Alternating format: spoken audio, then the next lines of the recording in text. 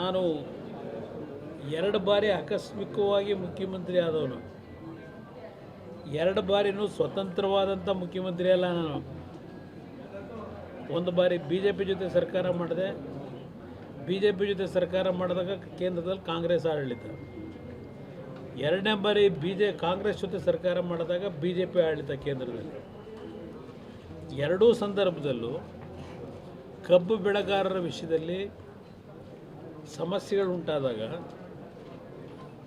ಎರಡೂ ಸಂದರ್ಭದಲ್ಲಿ ನಾನು ಎಂದೂ ಸಹ ಕೇಂದ್ರ ಸರ್ಕಾರದ ಮೇಲೆ ಹೊರೆ ಕೊಡಲಿಲ್ಲ.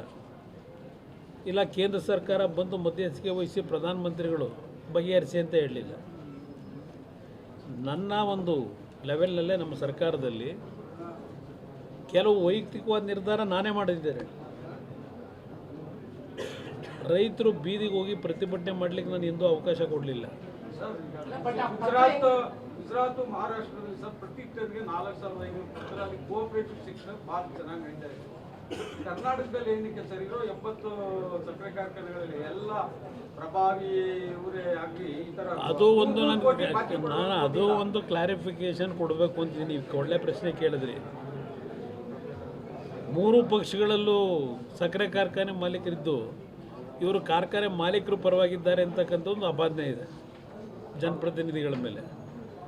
ನಮ್ಮ ಪಕ್ಷದಲ್ಲಿ ಬಂಡಪ್ಪ ಕಾಶ್ಯಪ್ನವರು ಏನು ಮಂತ್ರಿಮಂಡಲ ನನ್ನ ಮಂತ್ರಿಮಂಡಲದಲ್ಲೇ ಇದ್ದರು.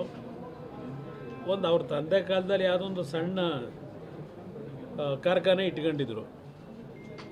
ಈಗಾಗಲೇ ಅವರು 3 ವರ್ಷದಿಂದನೇ ಮಾರಾಟನೂ ಮಾಡಿಬಿಟ್ರು ಸವಾಸ ಬೇಡ ಅಂತ. ನನ್ನ ಪಕ್ಷದಲ್ಲಿ ಜನತಾ JDSನಲ್ಲಿ ಯಾವುದೇ ಸಕ್ಕರೆ ಕಾರ್ಖಾನೆ ಮಾಲೀಕರು ನಮ್ಮ ಪಕ್ಷದಲ್ಲಿಲ್ಲ. ಅದನ್ನು ನಾಡಿನ ಜನತೆಗೆ ಸ್ಪಷ್ಟವಾಗಿ ಹೇಳ್ತೇನೆ.